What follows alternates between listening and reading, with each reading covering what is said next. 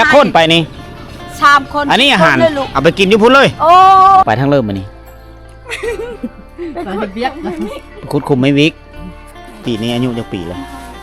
จักปีเลย15 ปีอ๋อปีนี้อายุ15 ปีแล้ว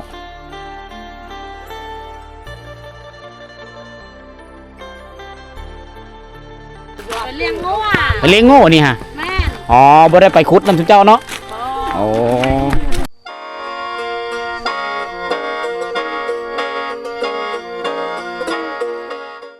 ทักทายสบายดียามเช้าๆก็ยินดีต้อนรับทุกคนเข้าสู่บรรยากาศยามเช้าๆอยู่ที่บ้านกระดอเมืองเซปูนแขวงสวรรณเขตนะบ้านนี้ก็ขึ้นกับเขตผาบักเดียวอีมีหึกนี่เขาก็ประกาศการจะตั้งเป็น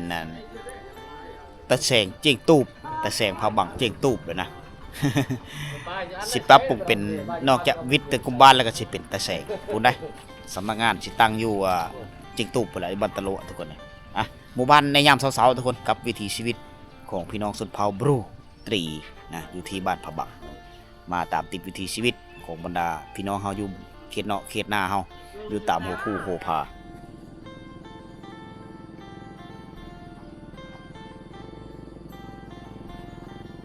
ยัดจ้อยบ่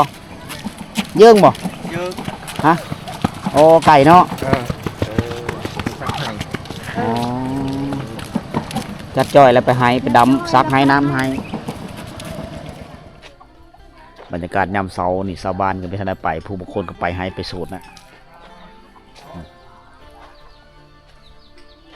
โอ้เอาน้องบ่กิดแช่มอันไหนแช่มนี่อ๋อบ่ได้ไปล้างหน้าตื่นมาก็วีผมล้างหน้าวีผมไปซักให้แล้วบ่ซักแล้วนะอ๋อแล้วกินอาหารเพลออาหารคุยเขาตายภาคควายตายเตรียกกระติดอ๋อมากินข้าวด้วยโอ้หน้าบ้านเจ้าสะอาดงามเนาะเสียหญ้าตลอดเลยนี่เสาหื่นเพิ่นก็เอาท่อแป๊บจากท่อส่งน้ำมันในยุคสงครามมาประยุกต์ใช้เป็นเสาหื่นนี่เราต่อเอาอย่างโบงนั่นนะอันนี้อย่างโบงเนาะอ๋อมาผสมต่อกับเหล็กนี้เนาะเหล็กท่อแป๊บน้ำมันนี่มันก็ทนทานต่อฟ้าต่อฝนหลายฟ้าหลายปีโอ้เฮือนเจ้าเฮ็ดโดยอย่างเสาอย่างโบงหั่นเลยไม้คือไม้คางไม้ชิโยมันเครื่องเฮือนต่างๆเฮ็ดโดยอย่างโบงมันเนาะหน้าบ้านจะสะอาดงามอันนี้คือความดุมันของมันส่วนอยู่หัวเจ้าเวียดงบ่เนี่ยอันดงอ๋อสบายดี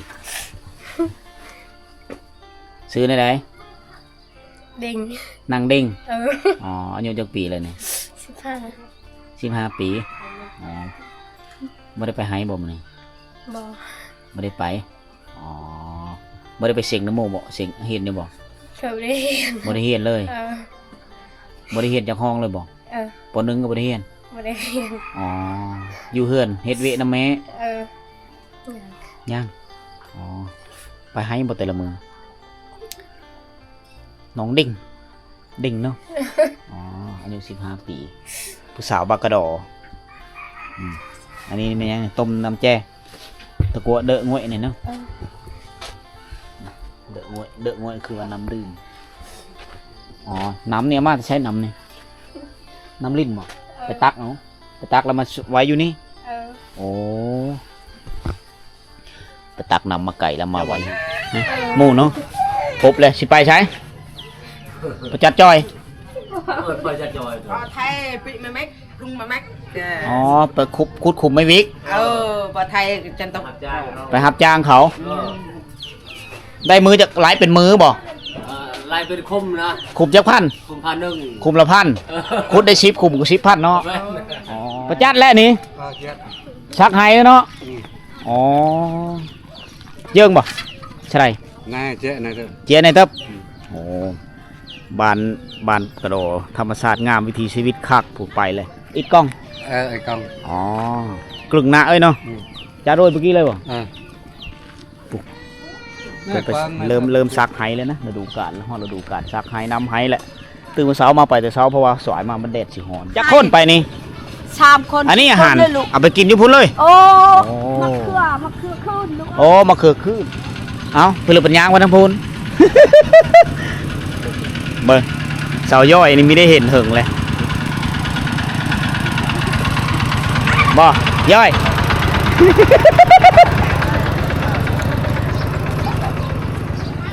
จะด้วยละ จะโดย โอ้กินแต่เช้าเนาะ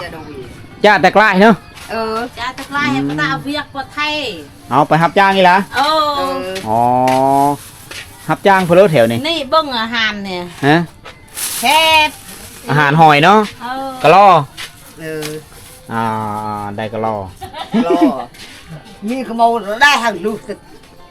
อ๋อ ปลาปลามาป่วยตาเตอะไปแล้วตา เออบ่สบายดีน้องย่อยอ๋อเขินเนาะไม่ได้เห็นกันเถอะน้องเพิ่นเขินนะไม่ได้เห็นเพิ่นไปทางเริ่มมานี่ ไปเบียก คุดคุมไม่วิกไปทางเริ่มว่ะไก่บ่เยิงบ่โอ้ แต่ได้ แถวนี้ปุ๊ไม่วิกเนาะปุ๊เสียหายเลยบ่รับจ้างบ่ย่อยไปรับจ้างได้ขุมจากเขาไล่ได้ไหนเป็นมื้อจากพัน เป็นคม อ๋อไล่เป็นคุ้มคุมละพันบ่ กันดู นะ ให้ อ๋อเจ้าย่าอะไรไปโรงเรียนนะย่าแล้วอ๋อเป็นผู้สาวแล้วย่าโลดเนาะไปขุดคุมไม่วิกจักคนฮะหลายคนอ๋อเอาข้าวไปกินเลยบ่ไปกินข้าวให้พุ่นเลยบ่โดดเลยย่าโรงเรียนนะออกจากโรงเรียนโดดเลยโอ้อ่านคิดว่าน้องยังเฮาโรงเรียนอยู่สิดอกเพราะว่าตอนนี้ป .5 เขากำลังเส็งเนาะน้องย่อยบ้านผบังนะเคยมาถ่ายเราได้2 คลิปแล้วแหละไปเจอเราจะปู๊ไปหาหอยกับน้องสาวหลานสาววันนี้มาเห็นกำลังเก็บที่เข้าที่น้ำได้เพื่อไปกินอ๋ออันนี้อาหารไปกินปลาโอ้อันนี้คืออาหารน้องย่อยเพื่อนสิไปกินอยู่ขุมไม่วิกอันนี้คืออุปกรณ์ที่เขาเจ้าน้องเพิ่นเอาไปขุด ไป ได้ จะคน ขุดขุมไม่วิก ไปหลายคนไปให้บ่ ไปขุดขุมไม่วิก คุมไม่วิกอยู่ทางไหน ไปบอกสบายสิไปขุดซอย เอาเสพมากขุดเฮอกะได้2 คุมก็ได้ 2,000 คุมละพันเนาะจางเนาะไปทุกมื้อได้จังมื้อแล้วไปนี่หากไปมื้อนี้ มื้อนี้ อ๋อโอ้แซ่ๆอยู่เนาะลูกหลานหลายเนาะพี่เลอนี่มานาย มาได้มักมี อ๋อทุเรียนเนาะ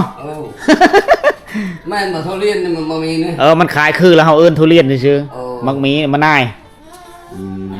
อันนี้คือพอเพิ่นพอน้องย่อย ปีนี้อายุจักปีเลยจักปี15 ปีอ๋อปีนี้อายุ15 ปีแล้วอองเห็นแล้วมาเฮ็ดเวะช่วยแม่เนาะอองเห็นเนาะซักแล้วบ่หายเจ้าซักแล้วซักหายน้ำหายมาเฮ็ดเวะซอยครอบครัวอันนี้คือสาวลาวในชนบททุกคนเขาเจ้าจะคือทุกคนได้เห็นแล้วมีผู้ซอยเวะพ่อแม่ก็เลยย่าได้ไม่ได้เฮาเฮ็ดละเฮ็ดฮอดตป .5 ไม่ทันจบซ้ำเนาะบ่ได้จบซ้ำบ่ได้เส็งน้ำหมู่ซ้ำอ่านได้เขียนเป็นแล้วก็พอออกมาเฮ็ดเวะซอยพ่อแม่อ๋อมีเมนเยอะสร้างครอบครัวแล้วบ่จักยังเนาะยังอ๋อน้องเพิ่นยังโสดอยู่ไปกันจักคนหลายคนท้าหมู่บ่อ๋อ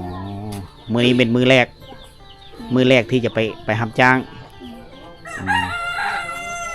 ได้จักคุมแต่ละมือกะว่า ได้หลายเติมเนาะตื่นมื้อเช้าเอ้ยก็ไปนำบ่ไผบ่เนี่ย เราไม่ได้ไป เราบ่ได้ไปอันนี้คือเฮือนน้องย่อยเป็นทุกคนเพิ่นกะอยู่เฮือนกับมีไผเพราะว่ามีอายละอายต้องเอาเมียมาเฮือนแม่นบ่มีเจ้าคนไผมาอยู่เฮือนผู้เดียวโอ้คนหนึงแล้วผู้เดียวมานะเนาะ บ่ได้ต่ำแล้วเขาเนาะเสียวแม่นบ่ อ๋อมีไฟฟ้ามีโรงสีเลยทางหลังน้องย่อยเพิ่นก็คือไฟฟ้าคือโรงสีขนาดน้อยกินข้าวเช้าแล้วบ่มึงกินแล้วข้าวเที่ยงแล้วไปกินอยู่พุ่นเลยบ่อนคุดคุมไม่วิกนี่จะเป็นพอน้องย่อยคนนี้อายเนาะคนนี้อายเจ้าเนาะอ๋อมาเมื่อก่อนเนาะเจ้าไปอาบน้ำบ่เห็นเจ้าไปอาบเท่าเลยทางนี้บ่คือบ่เห็นนำไปเบิ่งอยู่ท่าน้ำท่าอาบน้ำนี่เห็นเพิ่นมื้อนี้ได้มีโอกาสดีก็มาเจอน้องเพิ่นกำลังสิเกมไปได้สวยๆจักหน่อยนี่ฮอด 7:00 นนี่ก็ไปละตื่นตั้งแต่เช้ามุ่งหน้าสู่นาเวเพื่อมันแหละวิถีชีวิตมีเว้าแต่ผู้สาวหรือผู้เลิกสร้างครอบครัวแล้วก็ตามเขาจะไปเฮ็ดเวตามฤดูกาลเขานอกจากทางไหเฮ็ดไหแล้วช่วงว่างๆก็ไปรับจ้างเพราะว่าบริษัทจีนมาเอาเบไม่วิกมาคือชาวบ้านปุแถวนี้ก็เลยไปปุเบไม่วิกหาเงินไปวันๆคุดคุมละพันนะยกตัวอย่างว่ามือนึงได้10ขุมก็ได้10,000ก็น่าจะได้ประมาณ100เนาะแน่นอนต้องฮอด100ขุมละตั้งเป้าไว้100นึงก็คือได้100,000กีบได้ 100คุมตัว อ๋อ มือ มือ ตั้งเป้าไว้ น่าจะได้หลายวันเวลาแดดเขาเจ้าจะซื้อกรุ๊ปแบบนี้แหละกรุ๊ปนี่ก็กรุ๊ปสินค้าของเวียดนามนะเขาเจ้าจะมาขายนี่ส่วนหลักเป็นกรุ๊ปเวทเบิดแล้วนะทรงเซอร์นี่เป็นของเวทเบิดแล้วไปเลยนี่จ้าไปเลยตัวเว้านี่เปรี้ยนบ่มักม่วงเราได้บอกมักม่วงภาษาลาวว่ามักม่วงเด้ออ๋อทรงผมตัวคักเนาะทรงผมตัวเนาะไปแลดงไหมดงในตึ๊บอ๋อไม่ดอกตัวย่อยอาเวียแม่นบ่อาเวียนี่น้าสาวไปหลายคนเนาะแซวมาตื่นมาเมื่อเช้าแล้วก็เก็บเครื่องเพื่อมันมุ่งหน้าสุพลแล้วปุ๊เสียหายเลยเนาะปุ๊เสียหายบ่ไม่วิกนะเขาจะปุ๊เสียหายเลยบ่เจาะตั้งสไลด์เลยสไลด์เลยคือหายไปแล้วบัดนี้ยังทาหมูกันเนาะเอาสาวเราบันป่าจังซีแหละทุกคนสาวเราในชนบทFC บางคนก็กินฮอดน้องย่อยมื้อนี้ก็เลยมาอัปเดตเธอแต่ว่าน้องเพิ่นกำลังสิไปละนี่คือบริเวณเฮือนน้องย่อยเพิ่นเด้เขาเจ้าจะเอาฟืนไม้อย่างโบงมาไว้เพื่อปิดฟืนดังยามหน้าฝนเขาเจ้าจะต้มหน่อไม้แห้งเฮ็ดหน่อไม้แห้งขายได้แถวนี้ได้อยู่เฮือนน้องย่อยนี่จะมีเอ้ยไผ่เพิ่นมาเป็นเอ้ยไผ่แล้วมีเอ้ยไผ่แล้วจะอยู่ในเฮือนจะเบาบางเพราะว่าเฮ็ดอยู่เฮ็ดกินหาอยู่หากินจะเป็นผู้เป็นเอ้ยไผ่เด้กำลังแต่งอยู่โคกินทุกคนส่วนหลายเขาเจ้าแกงมะหมี่นะแกงมะหมี่กินบางคนก็แกงมะหมี่เชื่อหอยอันนี้คือกระบังยาพอยามหน่อไม้แห้งมาเขาเจ้าจะเอาหน่อไม้แห้งมาเชื่อสังกะสีนี่ก็ตาจนมันแห้งพอละอันนี้กระบังยาสูบเขาเจ้าจะส่วนหลายก็น้องยิ่งเฮาสูบยาค่ะนะผู้ที่กินเท่าเขาเจ้าสูบยาเลยเปาะแล้วบัดนี้เนาะอ๋อเปาะคุดคุมไม่วิกเนาะปีปรุงได้เพลอไปกินละแวะเจ้าเดิมปะจ้าใช้ตะเรียกสีนควายเยิ่งบ่เยิ่งบ่เปาะเยิ่งอ๋อเอาย้อนแสงตะเวนได้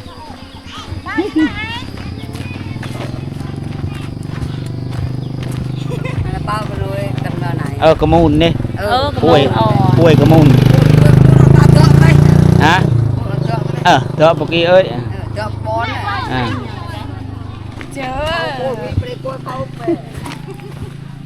นางฟ้าเอาบอให้งานไปซอยคือมีถือไป2 อันเสียมนัวบ่เสียมแม่นเนาะนัวเนาะนัวเสียมผู้นั้นแห่งอายมีแต่ผู้สาวเนาะมีแต่กระมูลพาวบรูลึเนี่ยกระมูลเนาะกระมูลนี่แปลว่าผู้สาวธรรมศาสตร์ก็งามวิถีชีวิตแบบดังเดิมเถื่อนที่ประมาณ 9-8 โมงหรือ 9 โมงเขาเจ้าก็เอาควายเอาไปเลี้ยงฮะ นี่จะงามไหม งามเบิด2 อ๋อเนี่ยบาระนะครับ เออ แต่ว่ามันไก่ แล้วไปชาวงามนะ ฮะงามเมิด ชาวงามแล้ว ผู้เฒ่ากับงามคือกัน โอ้ย ผู้นี้ซื้อเนี่ยได้คุณ จง จง แม่ อ๋อสาวจง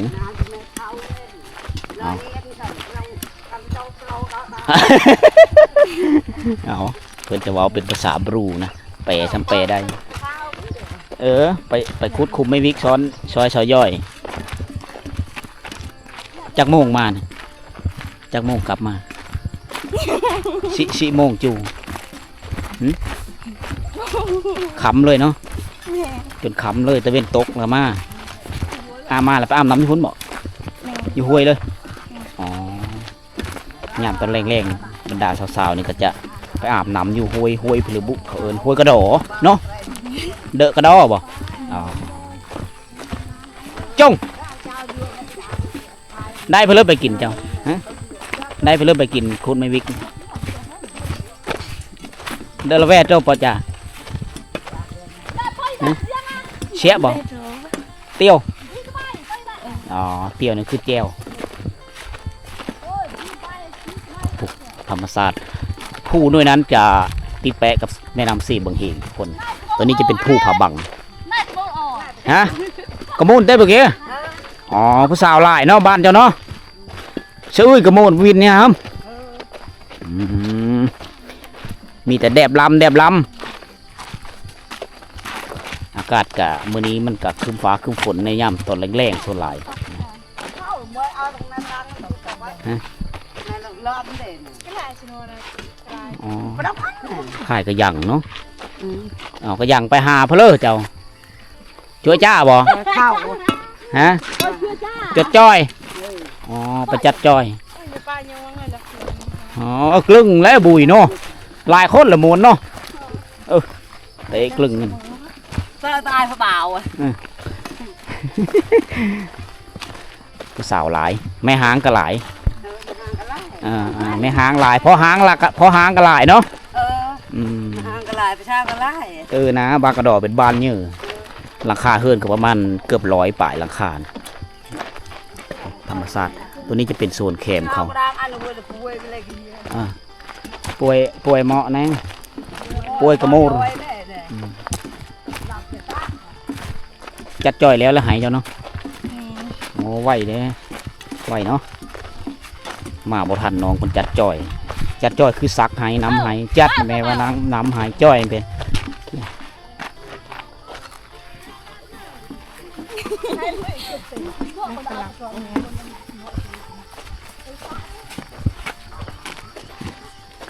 เสียมพายกระยังอันนี้คือวิถีชีวิตที่เป็นเอกลักษณ์ของพี่น้องเผ่าตรีเฮาถ้าว่าเป็นเผ่าโอ้ยเขาเจ้าจะอ่องบางคนก็อ่องเสื้อผ้าส่วนหลายอุปกรณ์เขาเจ้านี่เอากระสอบมากระสอบต่างๆมากอะเฮ็ดเป็นถุงแล้วก็อ่องได้นี่คือเมทัลพวกนั้นเพิ่นเราอ่องไปครับนั่นพอจะละ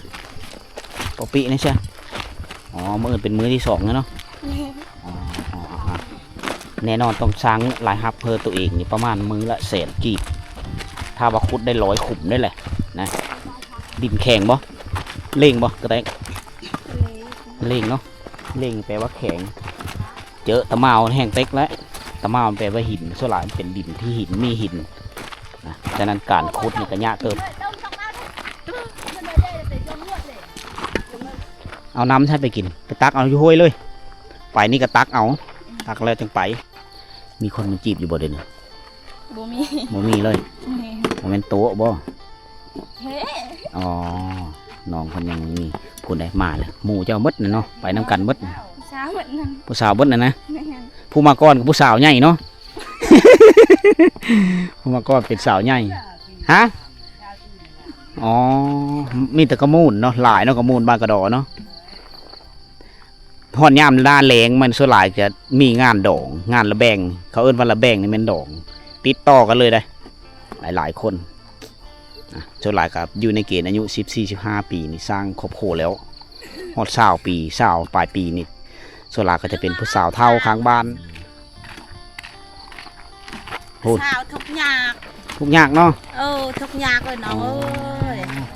ไปทำงาน 2 คนนั้นก็มูนอ่า ไอ้เสือเอา มีแต่ผู้ Là dê bây giờ nguội là do nào này. Là thai như bự là bao nó. Nguội bự đó.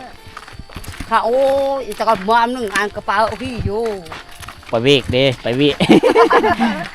Bay bước. อ๋อง่อยฮืดเลยเนาะอ๋อหลายๆคนจะ ส่วนหลายจะสูบเนาะสูบยาแต่ว่าผู้สาวคู่มือนี่ไม่ได้สูบแล้วแม่นบอกเขาเจ้าเศร้าแล้ว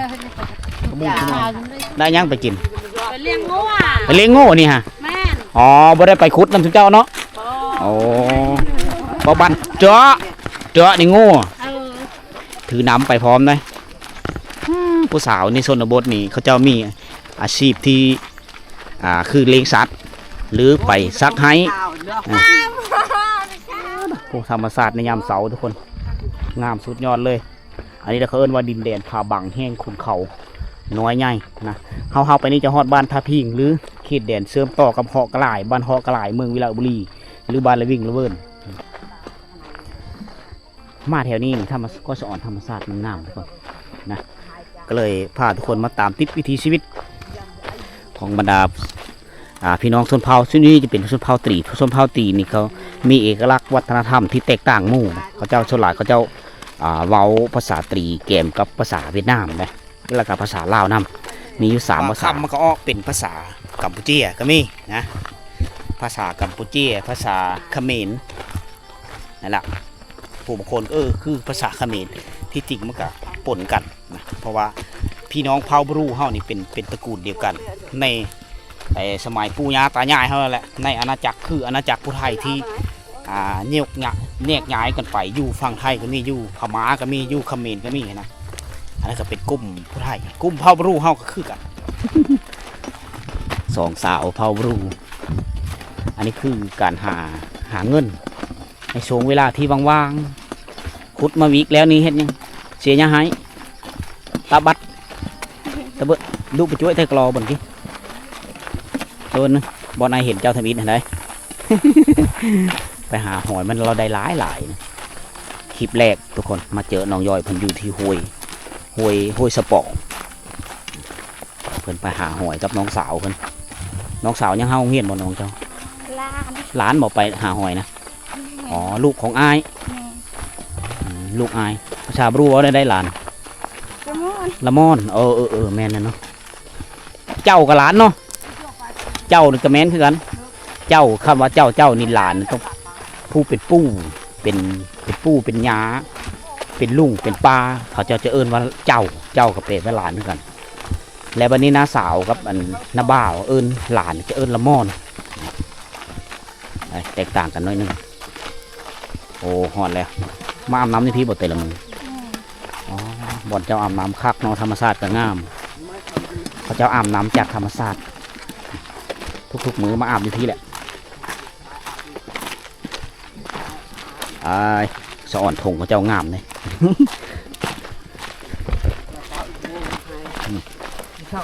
ถงนี่งามได้ถงนี่ก็งามนี่เฮ็ดเองบ่นี่ซื้อเอาจักพันซื้อนี่25,000โอ้คักเนาะมันได้เขาทักเอา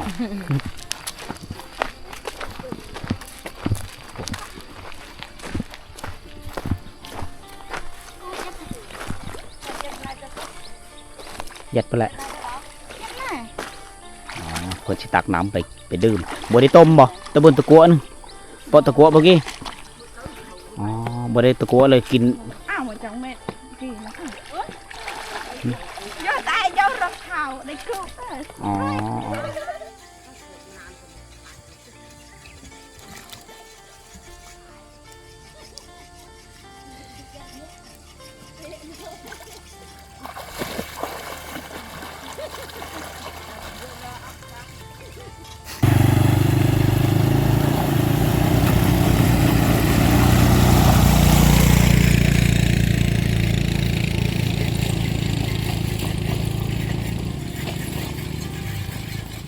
โอ้กรีดนัวกรีดปะไหนเลย มันย่างเขาเอิญกินนวลฝนเสม คนเชียมไม่แปลว่ากรีดนัว ไม่ใช่ไม่น่าก็จะยาวคนนั้น เลอะแก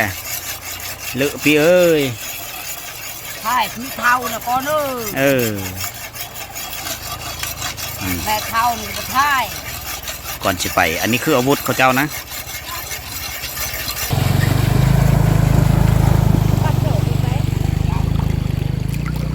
เอาสองสาวไปก่อนแล้วพูนย่างมุ่งหน้าตามทางพูนแหละ เอาพายเนี่ยจะ จอกนัวมันเอาเสื้อเขาตะ ไปเด้อน้องเอ้ย โดยเอาไปใช้ชีวิต อันนี้คือวงจรชีวิตของชาวลาวในชนบทการมีเฮ็ดมีหาการมีได้เงินทุกคนเลยคุมละ1,000 กีบ2 คุมก็ได้ 2,000 10 คุมก็ได้ 10,000 มือนึงก็ประมาณ100,000 หรือ 200,000ละถ้าว่าคุดได้200 คุมก็ได้เงินอยู่ 200,000 กีบเพื่อมาซื้อเกลือซื้อแป้งโนบรรเทาไปในแต่ละมือนะ